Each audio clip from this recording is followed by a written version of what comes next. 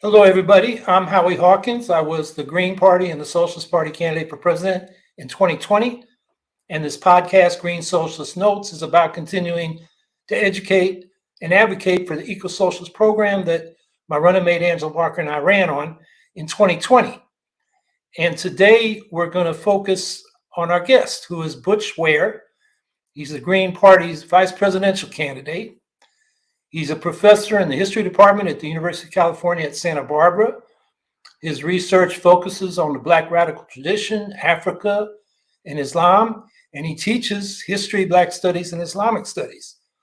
And he's a public intellectual and activist, and that, I think, is what led him to hook up with Jill Stein. And so now he's running for vice president. So Butch, welcome. And please tell us more about yourself and your campaign for vice president. Yeah, I mean, before I do that, I just wanted to salute you, first and foremost, for carrying the flag, and for continuing the conversation. Appreciate, what you've done, for the Green Party, and running also, with the socialists, bringing tickets together. I think that that's something that's really, really important, for us as we move into this next phase of breaking this duopoly and bringing power back to the American people for real. So with respect to me, I'll try to keep this fairly brief.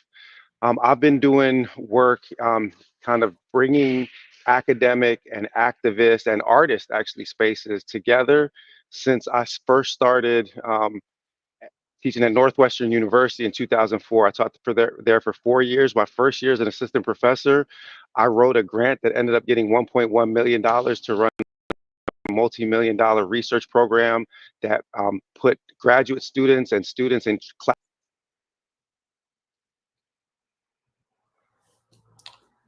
Looks like we lost him. Hopefully, we will get Butch back. Um, in the meantime, Here, if I'm here. here it is. Not sure. We've got good connection here, but I just crashed suddenly. So probably the Democrats or the NSA is after us trying to keep this thing from happening. So yeah, keep going where you left off. Okay, so perfect. So I started out, like I said, as an assistant professor, 30 years old. And my goal back then was really to try to bridge academic spaces, activist spaces, community education spaces. And so I was, administering, grants and bringing communities together, both, south side of Chicago, northern suburbs of Chicago, stretching that all the way into Africa. We held, international conferences and so forth.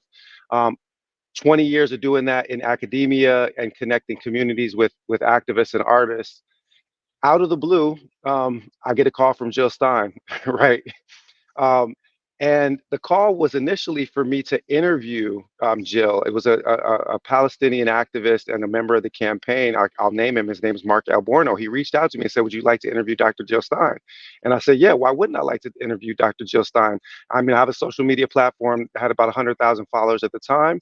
And I thought it was a great opportunity to educate people on what Jill was standing for and the Green Party platform. So I interview her, and I'll just a couple things from that interview, right?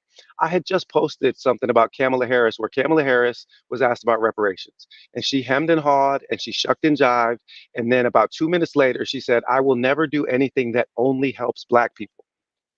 Right? And I remember thinking to myself, yeah, because when did America do anything that only hurt Black people?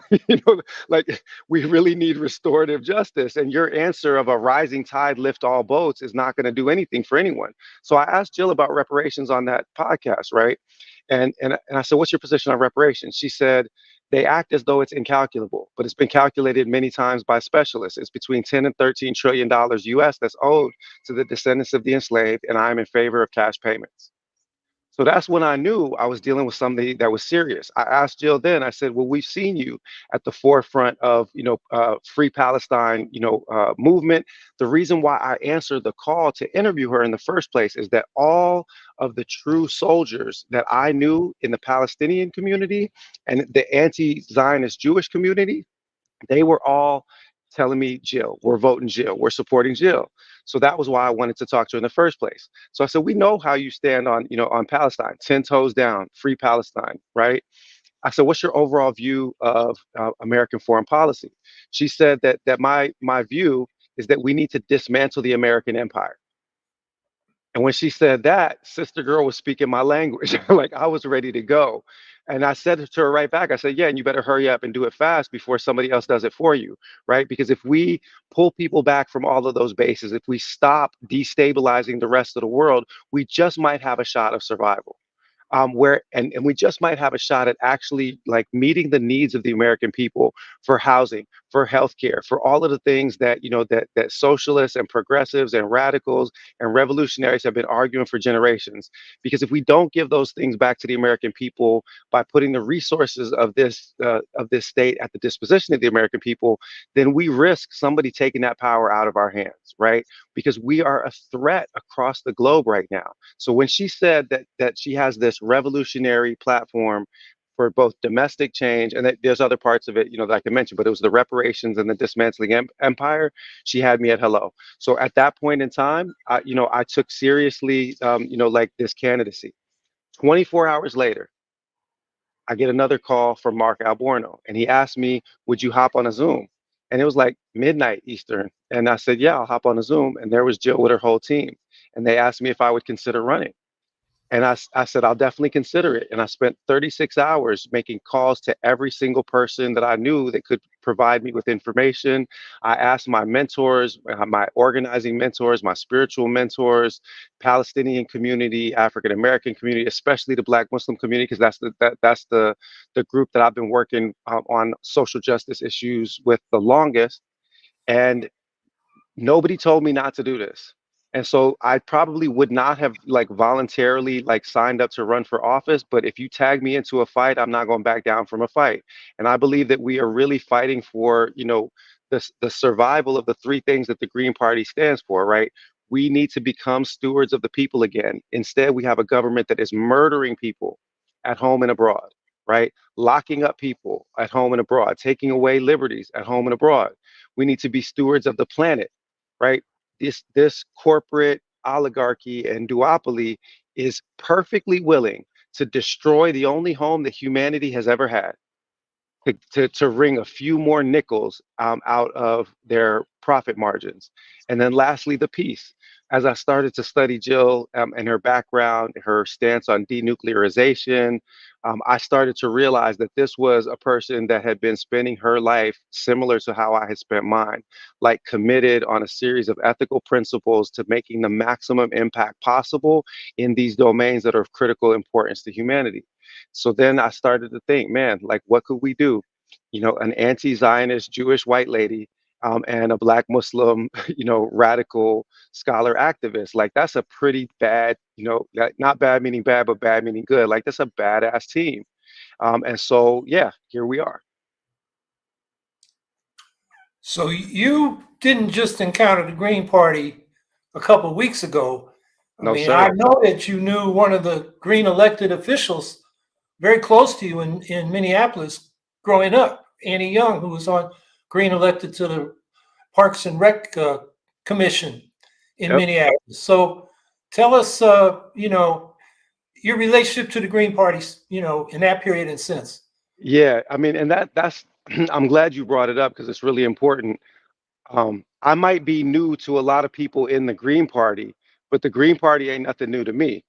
So I moved from Washington, D.C. To Minneapolis, Minnesota in 1980.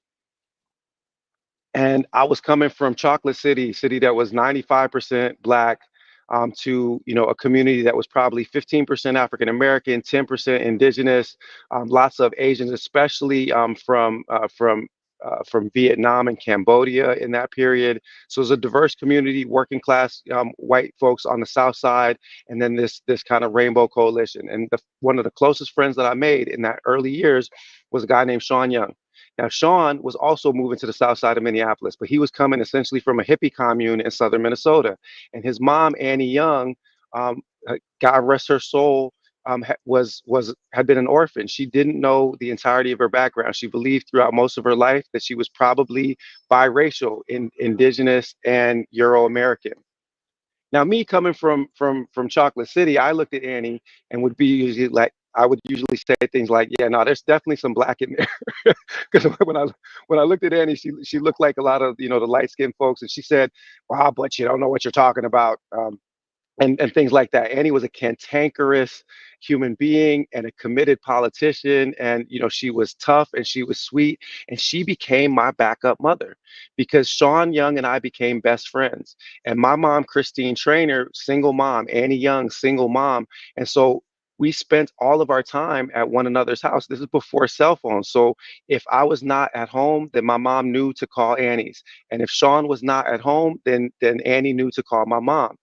Sean Young's like a backup brother to me.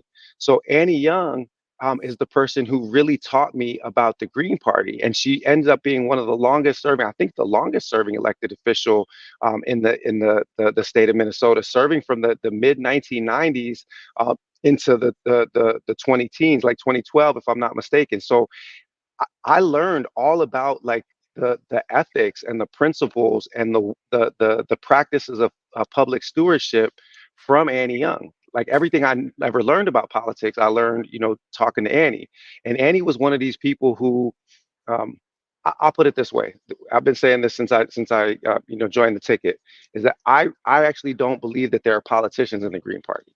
I believe that the Green Party has public servants. And I think that we need to really highlight this distinction for the American people between serving and representing and doing the people's business, and these politicians that are essentially doing their own business and running their own individual corporations at the expense of the American people. So I've been learning about Green Party values, from the time I was literally like, you know, a kid. And by the way, and this, I did not know this, but when Sean Young drove down from Minneapolis to Chicago for the convention where they announced my candidacy and where Jill was, formally nominated with me as her running mate on the ticket, I was there when Jill shook Sean Young's hand, and Jill says, "Wait, Annie Young was your mom?" And he said, "Yeah." And Jill said, "When I joined the Green Party, Young was one of my mentors. She was one of the people that, kind of taught me the ropes, the ins and outs, and the history of the Green Party." And that's when I realized that this vice presidential run and, this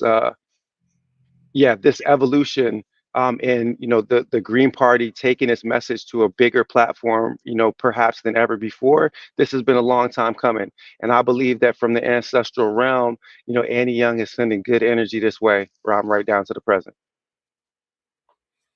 Yeah, Annie Young was a living example of why AOC was so ignorant about the Green Party in her, 2-minute screed on Instagram against Jill Stein. And I wrote something, I guess on Tuesday, a couple days later, which is going up online. And what I wrote, the title was AOC, uh, what was it? AOC boosts Jill Stein by attacking her, Yep. because the campaign got more media coverage with Jill being able to lay out what she stands for than anything else in the campaign, except maybe when she got arrested at Washington University in St. Louis at the Palestinian encampment, pro-Palestinian Yep. encampment. Yeah, it's going to go up on the Solidarity webzine, the link. Go there and keep looking. It should go up. It's .org, not with an E on the end and an exclamation point, but so look for that. It may go up as we're speaking right here. It'll come up soon. Outstanding. I thought, and the other thing that the Democrats did is the next day they called Jill a Russian asset. The Democratic National Committee did. The more they attack Jill, that gives Jill attention and she can respond. Yep. So they may be our best publicists in this campaign. It's almost like you wonder if some of them, like their subconscious is urging them to try to help us, because I don't understand how that is the game plan. Like, they should be maintaining radio silence because they have absolute control over the mainstream media. No one will ever hear about us in those echo chambers unless they say our name. And so they still had to do it. Like, it's literally like, it's like calling Candyman. Like, they say Jill Stein 3 times and we gonna appear on a debate stage. Like, that's the kind of situation it is. Because if they keep drawing attention to us, then people are going to have to listen to our message. And if you ever put Dr. Jill Stein on a debate stage with Donald Trump and Kamala Harris, then you're going to see a real race, because the American people are not fools. The American people have been fooled, but the American people are not fools. If they see the kind of quality candidate that Dr. Jill Stein is against this mediocrity, and please let me on a debate stage with JD Vance and Tim Walz, and I'll show you the difference between privilege that preserves mediocrity and rewards mediocrity, and steel sharpening steel. Because my dad was a locksmith with a 6th grade education, and I went ahead and got a PhD. So this unlikely move to become the VP candidate is nothing compared to what I've already overcome and surmounted. So let me up on that stage, and that's what they're afraid of. So I hope they keep making these unforced errors and keep putting our names in people's mouths, because the more people start talking about Jill Stein and start talking about this Steinware ticket, the more damage we're going to do. I saw Emil Sachs in the chat said, "We better hope for a Saturday Night Live Steinware parody soon." That would be great. Hopefully that, yeah, there it is. So here's my question. Here's my question. Who's playing me on the SNL and the SNL? Look, they're gonna have to get me on that show, because can't nobody impersonate me. Like, I don't know who's gonna do that impression. So they're gonna have to get Jill and I on Saturday Night Live ourselves, because I don't think that we are imitable personally. Yeah, I would agree with that. Okay, so now we've just finished the ballot access struggle, or we're at the tail end of it. Yep. And now we're what, 10 weeks, maybe less than that now, 9 weeks? 9 weeks. The election. So, what's the campaign doing and asking of supporters to do at this point? So right now we're in the phase where we need to be really focused on 2 principal tasks as a community. And I would say, we as a campaign, 3 principal tasks. The 2 principal tasks as a community are registration and fundraising. Okay. Those are really, really important steps. We need to get people registered to vote in all of the places where the Green Party's on the ballot. We need to be doing, voter education for places that people are going to have to do write-ins because of all of the obstacles that have been put up in our path. But we are going to be we're going to be candidates that can be voted for in 47 of the 50 states. We need to start registering people right away. And part of the reason why we need to do that is that with registration is like a measurable metric that we can use to show the growing strength of the movement. This is how they keep score in the media game. If we start showing that we're registering record numbers of people for the Green Party, then the media is going to have to cover us. Similarly, fundraising. So first of all, they still owe us $300,000 in matching funds that they haven't paid. They still owe us Secret Service protection that they're not going to give us, which is fine, because I don't trust them Secret Service agents like that anyway. They might be the kind that step to the side. We're happy to have our own private security. But the point is that we need to fundraise, because we are up against people that have corporate donors that are in the pockets of AIPAC and the war machine. I saw somebody say that Kamala Harris raised $361 million in a month, which if that's true, I mean, what kind of abomination has American politics become that is even a thing that is possible? So in the Green Party, we don't take anything more than the federally allowed maximum. If you are, like my dad was, a locksmith and a part-time hustler, the most that you can give is $3,300 to this electoral campaign. And that's the same $3,300 that Elon Musk can give to this electoral campaign. In other words, we need to crowdsource this fundraising because it is going to take resources to compete with these people, to buy ad spots on national television and so forth. And this is also how the media keeps score in the political game. If we start to show that we are capable of fundraising and voter registration, then people are going to have to come and start to pay attention to us. So those are the two things that the community, I think, needs to engage right away. Get people registering and contribute to the fundraising. And quite literally, I'm gonna put it in the chat. You can go to bit.ly/Steinware 2024, and you can click on a donation button right now. Click in and give $11 and find 11 more people that'll give $11 because we're going to need the resources in order to fight back on these people.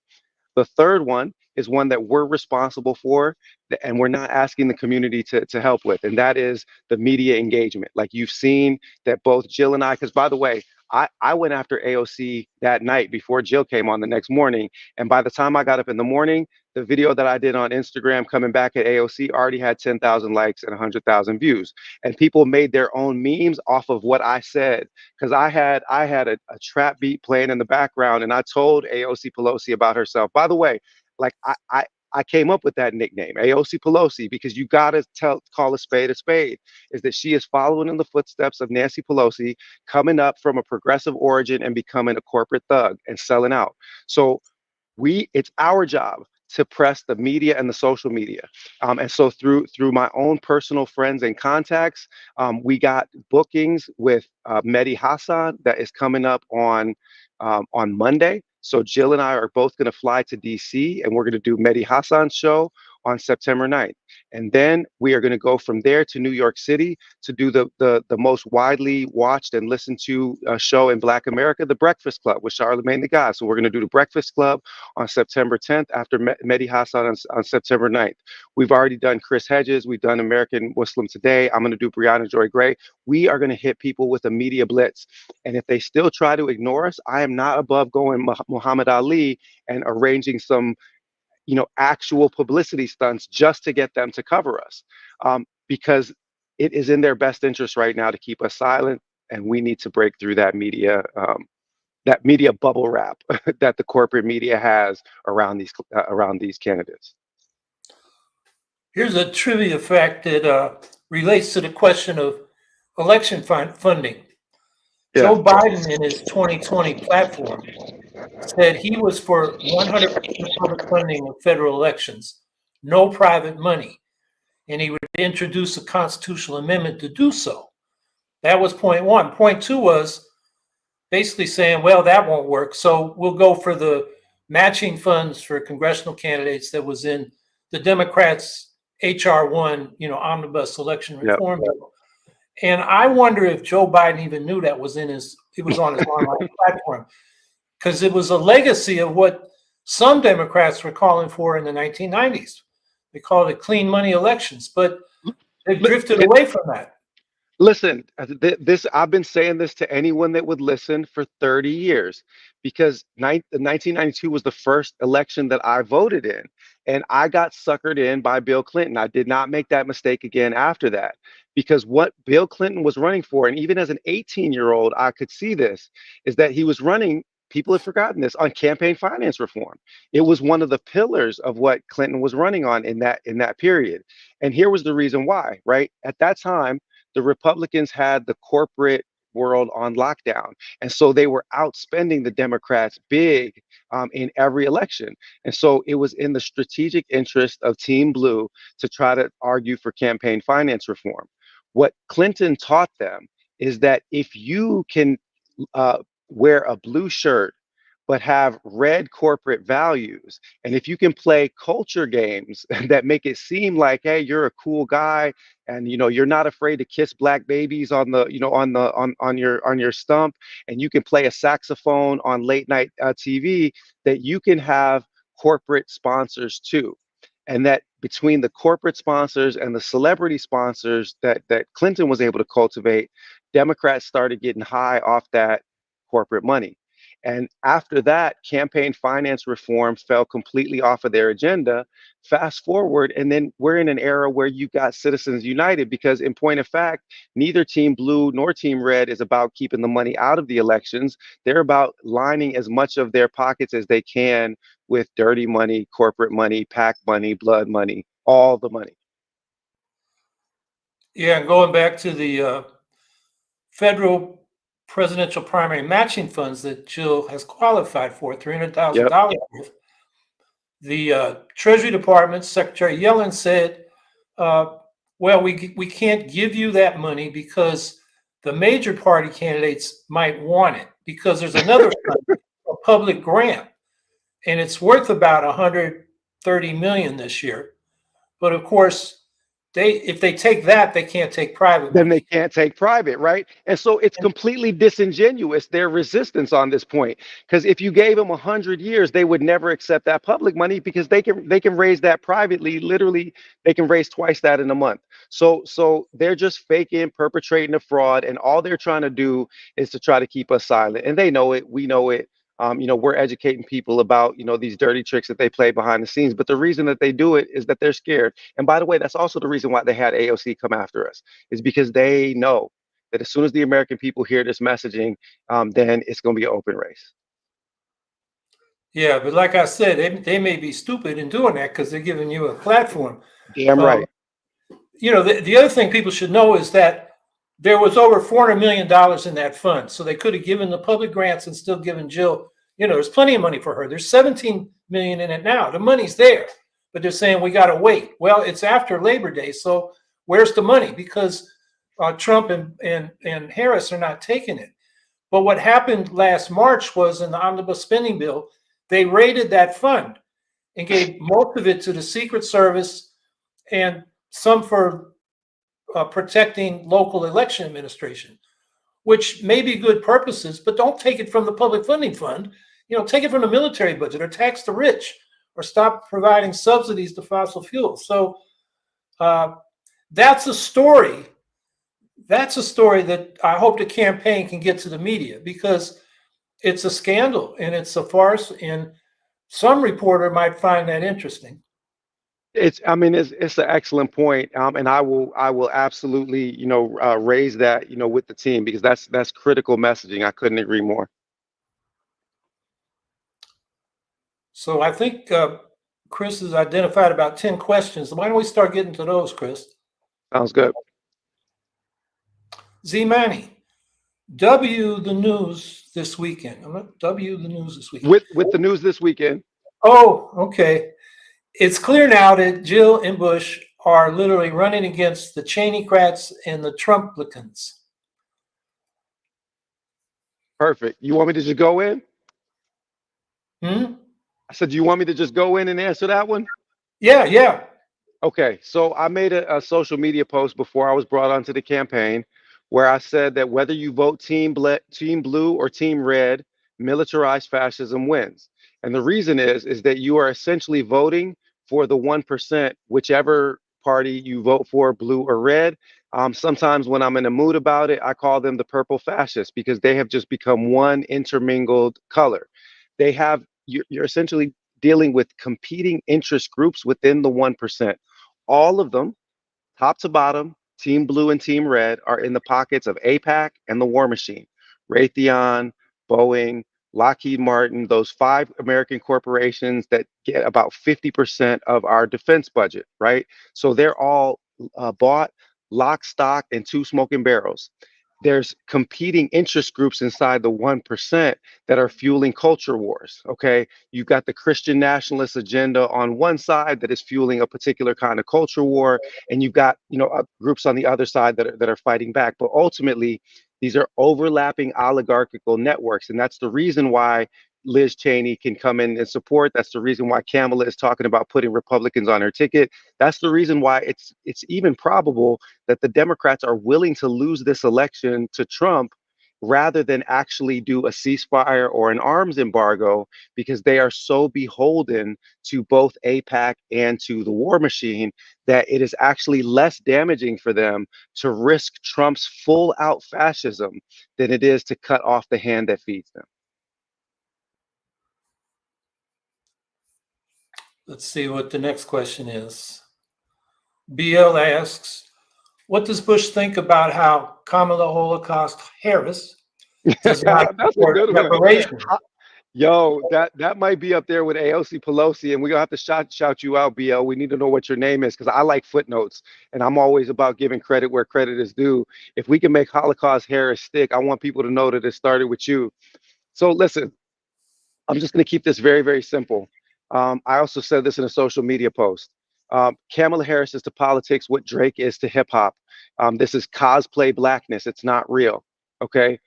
This is because blackness isn't about a racial identity, it is about a political disposition towards white supremacy. Black identity comes into being. Now, this is me thinking as a historian, and I've written about this in my work. Blackness comes into being in opposition to white supremacy, to imperialism, to capitalist exploitation, because never in the history of the world had people that were speaking 100 different languages become one people, right?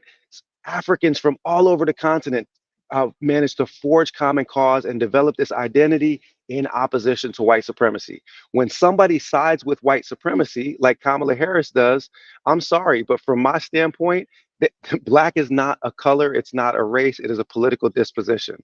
So I'm not surprised that Holocaust Harris does not support reparations uh, because she is a blackface imperialist. Franz Fanon taught us all about this: black skins, white masks. And I saw those coconut memes that they did about Kamala, but they, and the coconut falling from the tree or whatever kind of nonsense they were on. But those of us that are in revolutionary struggle have always known what coconut means in the British Empire. Coconut is the equivalent of an Oreo. Black on the outside, white on the inside. It's the equivalent of an apple, red on the outside, white on the inside. This is the language that is used in the South Asian community to talk about people that are brown on the inside, but their hearts are white. They're white on the inside. So Kamala Harris is for sure an actual coconut. When you crack it to the inside, there's nothing but white supremacy on the inside of that brown skin.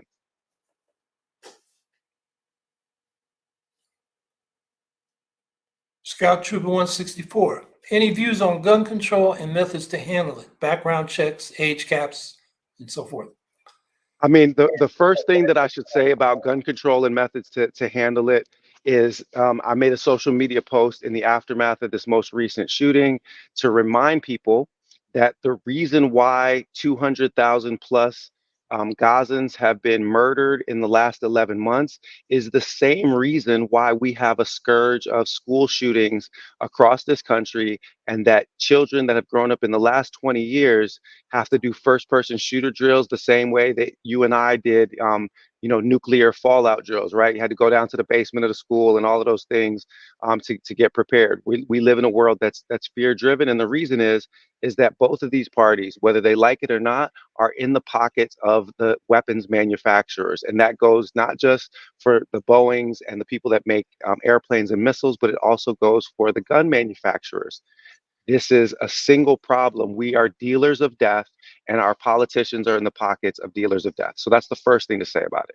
The second thing to say about it is that the autobiography of Malcolm X is the reason why I converted to Islam. And I have a picture of Malcolm with his AK-47 standing by his window, right? Um, on my not on my person, but I have in possession of me that photo. I've got a sweatshirt that has Malcolm carrying his rifle, and I wear that from time to time. I'm a partisan of the Black self-defense tradition that includes people like Huey P. Newton, that includes people like Fannie Lou Hamer, where Fannie Lou Hamer said that if any Klan member want to burn a cross on her lawn, that or try to enter her house, they'll never write to their mama again because she keep a shotgun. So if the U.S. government is not going to defend Black people need to be able to defend themselves, and I believe that. I'm a firm believer in the Second Amendment. I think that we should have the right to bear arms. We do have the right to bear arms, and Black folks have that same right. At the same time, I stand firmly for the peace mission of the Green Party. And in fact, my spiritual mentors in West Africa are largely nonviolent pacifists.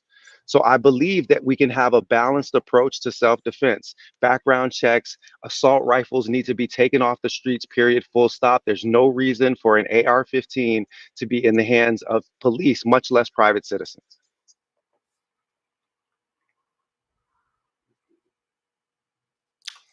at War with Us would like to ask, is there a policy statement on what do the Greens do about the forever chemicals and more generally the increasing toxicity in the environment today?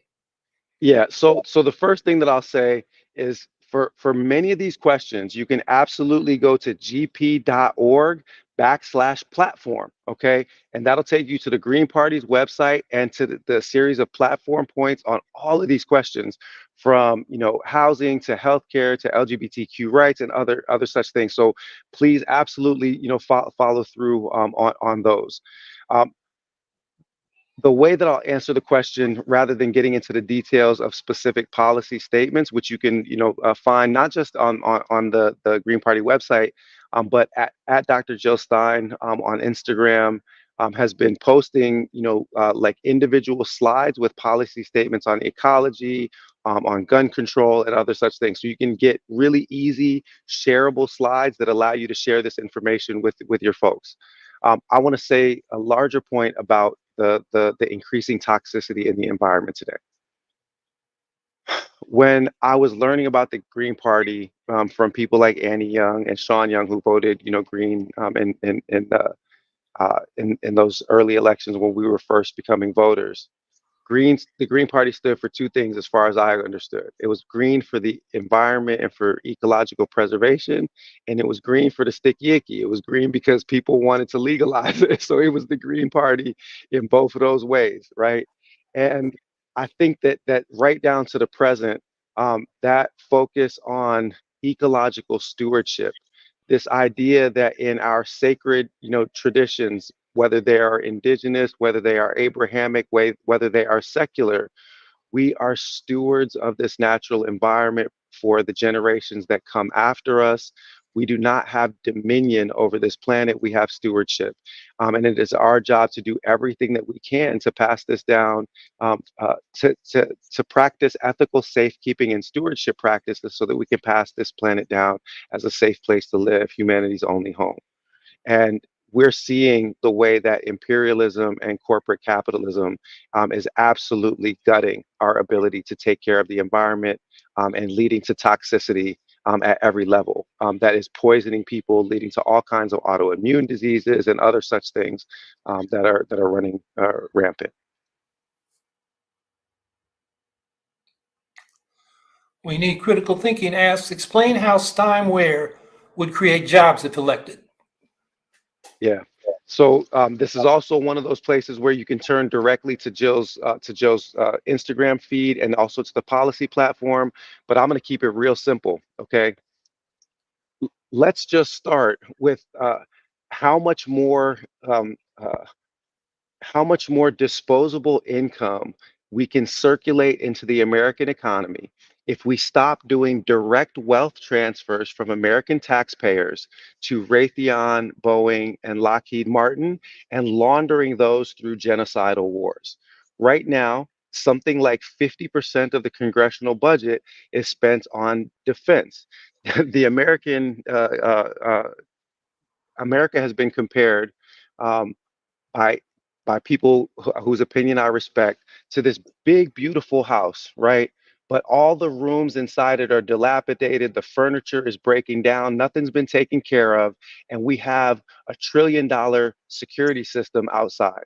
We're not spending any of our resources inside, we're spending them on imperialist control. If you dismantle that American empire and put those resources at the service of the American people, you can do things like cut taxes to individual taxpayers. You can do things like cut taxes to small business owners. If you make those wealthy corporations, those monopoly corporations, pay their fair share instead of what is often a 0%, effective tax rate, then you are going to be able to put a lot of cash back into the hands of the American people. And small businesses are going to thrive.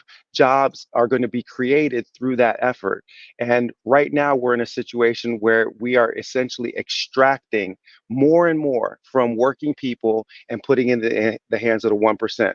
We've all seen the numbers that America's billionaires have doubled their wealth in the last 4 years. Well, how have the rest of us been doing in those last 4 years? By returning resources to the American people and stop concentrating them in the 1%. We are firm believers that like job creation will be a result. And if you look at the traditional, you're rocking your Teamsters rank and file shirt, right? If you look at the traditional association between Greens and labor movements, then we should be able to move towards a new era where ordinary people will be able to have good paying jobs. And if we already have insurance companies that are taken out of the middleman position, if we have access to social housing, affordable social housing, mixed income social housing, then you're going to have a lot more disposable income. We can look actually towards an era of prosperity for the American people. And that, by the way, is an era of prosperity that I think is going to lead to a lot of those Bernie Trump voters actually listening to this message. Those people that were really interested in Bernie Sanders' message and then ended up voting for Trump later. So I really do think that we have a message that is going to attract not just people that have been conventionally Team Blue type folks, but also some that have become Team Red recently. And of course, we firmly believe that we're going to register lots of folks that have never voted before because we ain't politicians, we're public servants. Yeah, I would just add that the Green Party Please do. platform and Jill Stein's platform call for a federal job guarantee. So basically, if you're unemployed in the private sector, you go to the employment office, not the unemployment office, That's and you right, the say, I want my employment office. job. And local communities develop public service jobs, whether it's repairing physical infrastructure or providing care for people. And you go to work. Go to And work. the other thing is the Green New Deal. We've done the numbers in the eco-socialist Green New Deal budget. The bottleneck is not finding the money. It's not the technology. It's finding enough people to do all the physical Work. reconstruction and manufacturing we need to do to get to 100% clean energy in a That's 10-year it. timeline. And we not only found that, I forget his name now, but he was one time the editor of the Boston Globe, and he wrote some books on global warming back in the 90s. And he had some people at Harvard and MIT study what it would take, and they found the same thing. The real bottleneck is finding enough people to do it on a time scale we need to do it in. So the Green New Deal in itself, they'll be looking for more people to work. Absolutely. Vicky Corden, how would the Green Party handle the corrupted Supreme Court? How would the Green Party get rid of Citizens United? I'm going to defer to Jill on this. I was raised in the as a scholar and as a thinker in an Islamic tradition that always says um, that half of knowledge is knowing when to say I do not know. And I've been on the campaign for 3 weeks. I know and believe that Dr. Jill Stein has an excellent answer on how we handle the Supreme Court, but I haven't been read in on that answer, so I'm going to punt that one off to Dr. Jill. I can answer in my own personal capacity, and that is to say that. The Supreme Court is another one of these institutions that has been fundamentally broken by corporate corruption, right? We have seen story after story, scandal after scandal, and yes, it has been, largely focused on the right-wing members of that institution. But let's be clear, those that were, appointed by Democratic presidents have not really covered themselves in glory at all times either, right? Ruth Bader Ginsburg could have, retired at any point in time. Everybody knew that she was not gonna live forever. We did not see Team Blue actually fighting for the Supreme Court that would be more representative of the American people. And there are many steps that they could take, including enlarging the Supreme Court and other such measures that would allow you to offset some of the utter corruption. Um, uh, yeah, and at this point, kind of right-wing thuggery of the Supreme Court. Um, with respect to Citizens United, again, I can only be a bad physician in on this particular question insofar as I can give a diagnosis and I haven't been read in on the remedy, right? But we know that right now corporations have more rights than people do, and that is a situation that cannot continue to exist, and you have a functioning democracy. So these are two absolutely critical points on which we can take immediate action. And Dr. Jill has actually talked specifically about which kinds of things you can address through direct executive action when you're in the White House, even when you're up against a Congress and Supreme Court that are in the pocket of the duopoly. Yeah, I know what Jill's solution is. Let me just briefly say Talk to me. Yeah. Supreme Like, Court, read me in.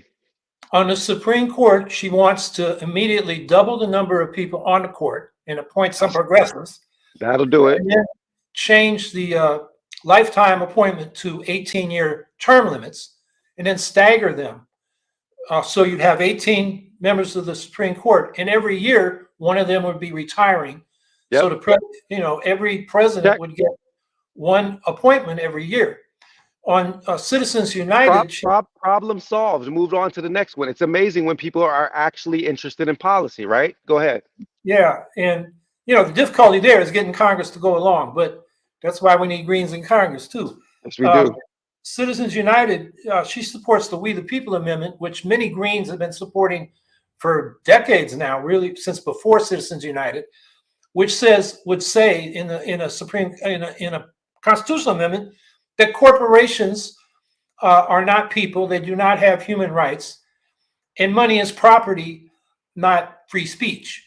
Yep. And what that would do is enable the government to regulate campaign finance. Exactly. And get past not just Citizens United, but all the decisions But going the back more to fundamental problem. So Exactly.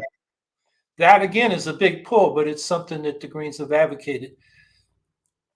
So let's get another question. Here we go. Violet Content Boutique. It seems to me that ranked choice voting is the key to Green electability. Any ideas or plans to make RCV the law of the land? Yeah, so the first thing to say is that in all kinds of communities across the country, in Seattle, Washington, and other places, ranked choice voting has become the order of the day increasingly, over the last 10 years. There's a lot of places that are now, introducing ranked choice voting into various electoral processes. And this, with respect to the political reformation or the revolutionary political agenda of the Green Party is one of the things that was most attractive to me. The two things that stuck out to me, even before RCV, before ranked choice voting, was a simple one: abolish the electoral college, right? One person, one vote. Why do we have this hangover from the era of slavery, still essentially enforcing a white supremacist agenda on our electoral process? Um, with our current configuration of winner take all rather than ranked choice voting and the electoral college, the American people have been completely disenfranchised by our electoral system. I laugh out loud when people say, if you vote green, you're throwing your vote away. Because in the current system, unless you are in one of like 4 or 5 swing states, you are literally throwing your vote away. It doesn't matter who you vote for because of the electoral college and because of the winner take all approach and the fact that we don't have ranked choice voting. So it's really actually the exact opposite of what they say. Ranked choice voting also, when it's instituted systematically throughout ballot processes, it uh, it incentivizes cooperation and coalition as opposed to winner take all, bifurcated and bipartisan approaches, which essentially pull people towards the extremes. So this is an opportunity to like live out a core Green Party principle, which is about like grassroots democracy and having the power, electoral power, political power, matriculate up from the people rather than being granted down from choke points with centralized authority. And I think that the abolition of the electoral college and ranked choice voting are just part of a broader, I'll be academic about it and say literally like an epistemological shift, a shift in the way that we think, in the way that we approach questions of democracy themselves, so that we restore more power to the American people and more functional decision making in ways that are less divisive and more constitutive of community. Amanda Marie Brinkley, what is the strategy to break through the corporate media blackout and reach a broader audience? It's a multi-pronged strategy. Um, the I think that we're off to a great start, right? And we've had some unforced errors by AOC Pelosi, and a few others that are putting eyes on, kind of the social media approach, that we've taken and that has been effective. Um, I tethered that earlier to, both voter registration and also fundraising goals. That the corporate media is going to be reticent to cover us because they work for the two major political parties, right? Just to keep it simple, Team Red runs, has their mouthpiece with Fox. Team Blue has their mouthpiece with MSNBC, and CNN is the mouthpiece for the 1% overall. So they all, work in tandem to keep us out. But if we reach these metrics, then they're going to have to provide a certain amount of media cover. But I'm going to give you another piece of strategy, and this is what happens when you think not just in terms of a single political party, but when you think of in terms of how to develop a movement. One of the things that I've been talking with specifically, with donors in the Muslim community who have resources but can't contribute to the Green Party more than the $3,300 that any individual can contribute, is that I've been pitching this following idea. And actually, I spoke about this in passing with Mehdi Hassan, and he also liked this idea, is that there are constituents that we can approach as investors in media strategies, in media companies, so that we could do something like, let's just throw this out here. Let's see how you respond to this, Howie. How would you like, right, to have people be able to invest, to crowdsource invest, to have investment into RVTV? And RVTV is revolutionary television. Okay. And the tagline is the revolution will be live. Okay. And you are going to have all of the anti-Zionists who have been released from their employment by the corporate media because of their, relentless hammering away on the Zionist machine. And let's just throw this out there. What if we have Chris Hedges and Brianna Joy Gray reading the evening news every night on the same network? What if we had somebody like Amanda Seales, brilliant Black comedian, actress, and intellectual, big social media following, and has been out there for Palestine from day one? What if you have Amanda Seales hosting your late night talk show? Okay, right there alongside Jon Stewart. What if we have the Socialist Party contributing program, because they already run an excellent YouTube channel and streaming channel? What if we consolidated these forces and fought back on the airwaves? Because part of the reason why they have the American population spellbound is because they have these propaganda machines that tell them that you're throwing your vote away, it's a spoiler vote, and so forth. Well, why not fight back with an integrated media strategy so that your podcast, can now, get professional lighting team and studio team right out to you and be broadcast streaming on every single platform, Roku channel, Pluto channel, all of the different media platforms. This is not actually that hard of a thing to do. And this is for somebody like me who believes in a political party, and I believe in the Green Party, but I also believe that movements are bigger than any individual party, and that you need to have organs of political education, is the way that my mentors talked about it, right? The Panthers always talked about the people lacking political education, is that you can use political edutainment. And I think that we definitely need an edutainment division as part of this movement. You're doing it, right now, and we need our voices to be amplified. We need to create synergy in this effect. Well, I have long, and this was from an earlier media era, said the labor movement, the unions, instead of wasting all their money in elections, they could start a national newspaper, a Labor USA Today. They could start a national radio and TV network. In the social media era, there's so many channels and it's so wide. They could still do those things and, add social media to it. You were talking about Muslim investors.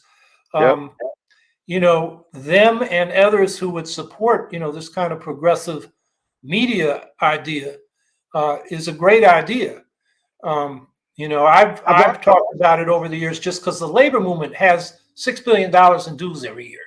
Yep. You know, they got enough, they could do it, but instead they want to give money to the Democrats and hope they get in the door to lobby.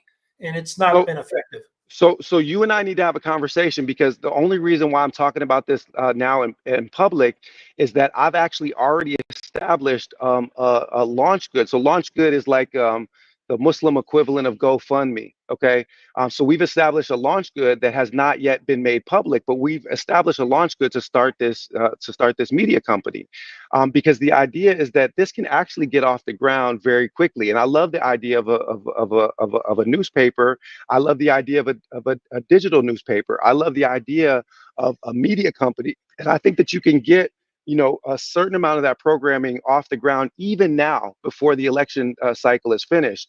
But when we talk about building, building power inside the movement after this election, no matter what the outcome, that this is going to be one of my principal focus. And I'll just say this, my own, so I started an LLC called Ink of the Scholars in 2020 after George Floyd was murdered.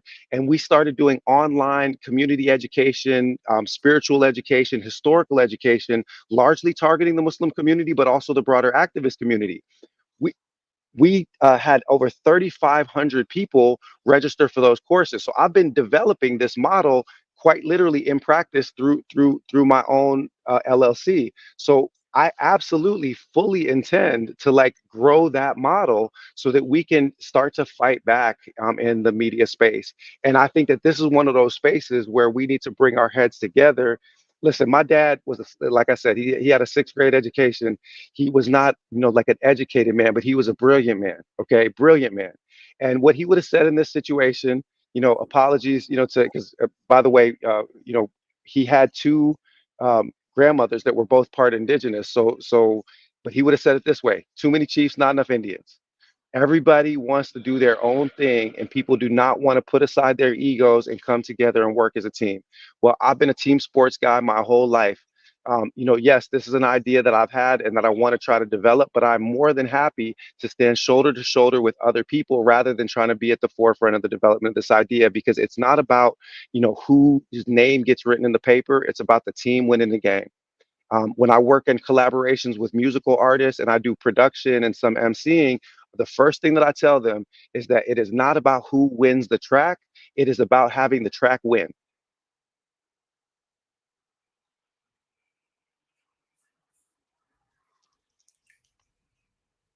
Jack Lucas, have you been approached by Democracy Now! Yet for an interview? No, they ain't approached us yet for an interview. And look, I was happy when at least they made an announcement when Democracy Now! At least covered, me being named as the VP. My mom is somebody that's watched Amy Goodman for her whole life. Like it was my look, mom, I made it moment. You know what I'm saying? But I got to be honest, I have no idea why Amy Goodman, who I've respected for my whole life, is carrying so much water for Team Blue right now. I don't know why she is carrying so much water for Team Blue right now and trying to keep us off the airwaves, because we should have been interviewed, Dr. Jill and I, as soon as this nomination was made public. And Amy, if you are listening, the world needs you to step up and put us on your show now. You have the opportunity to spread an actual viable third party alternative, and your silence in this particular moment is deafening. I would suggest everybody listening, write to Democracy Now! And say, you're not covering the election properly. You got to let Jill Stein and Butch Ware be covered. Yeah, I got no coverage from them in 2020. I was last on their program in 2014. And I think the issue is Trump. They don't want to be seen by their donors and a lot of their viewers as potentially helping Trump because of the split vote. But that brings up the whole question of ranked choice voting and, why. I mean, the Democrats, look, when Hillary Clinton was first elected to the U.S. Senate in New York in 2000, and you had the Bush v. Gore nonsense in the Supreme Court, her first news conference in Binghamton, New York was, I'm going to introduce a bill to get rid of the Electoral College. And she didn't do it. In fact, Dick Durbin had a bill the previous session of Congress. He said he would do it. It wasn't even reintroduced in that session. And you would think the Democrats, who the only time they lost to a Republican, the first time they were elected, was when they won the popular vote and lost the electoral college vote. You would think the Democrats would say, hey, we got a they would problem. want to do it. You would think they would want to do it, right? Why we got to make it a case? They're the ones that should know better than anybody else. But that tells you though, that tells you that they are more invested in the concentration of the power at the top than actually even winning elections. And you're learning that right now, right? Somebody said this, and it's an incredibly important point.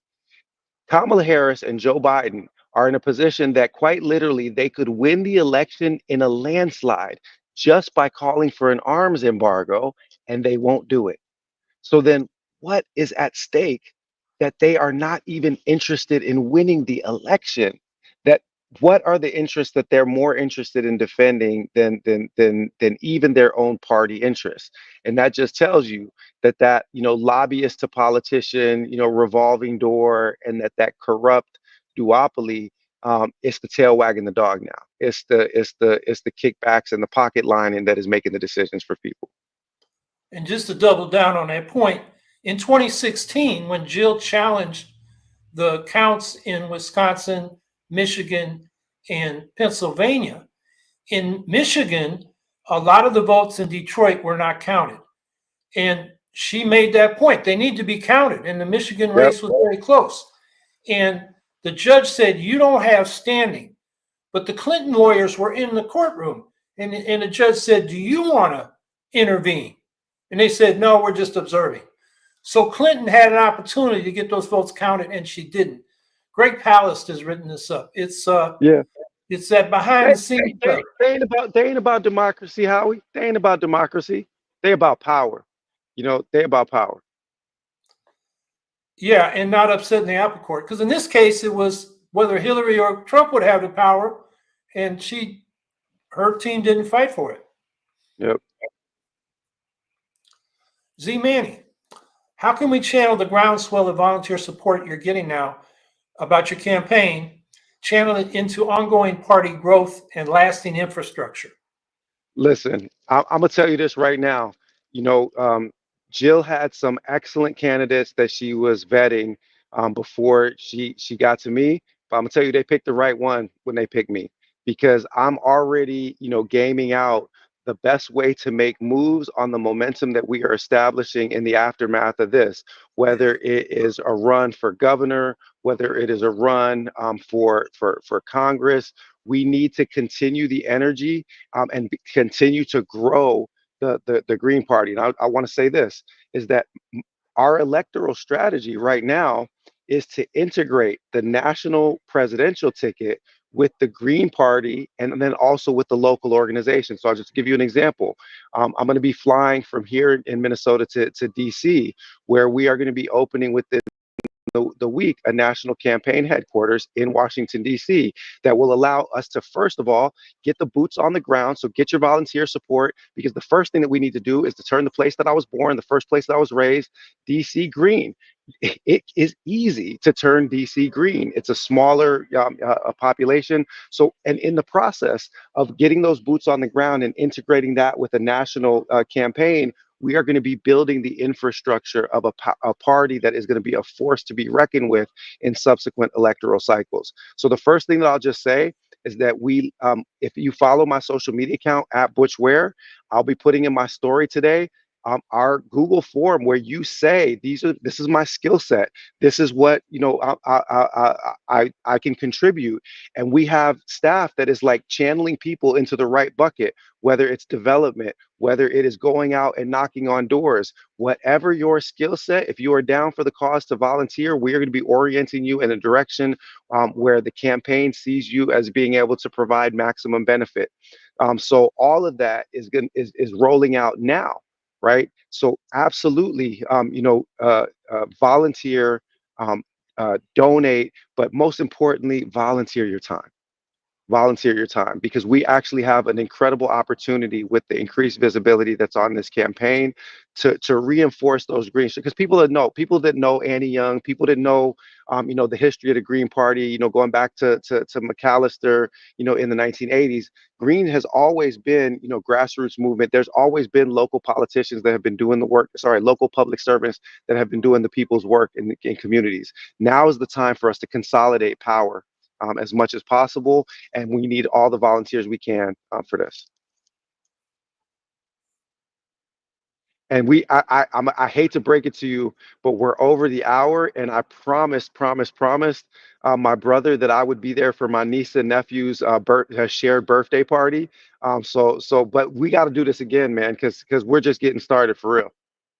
Yeah, there's 22 questions queued up that we didn't get to. So, yeah, let's find another date. I'll tell you what, if you can have your producer, just whether screenshot or copy and paste them, send them to me. I will respond to those in my social media account over the next 24 hours. Every time I'm on a plane, I'll just start thumbing out answers to these questions.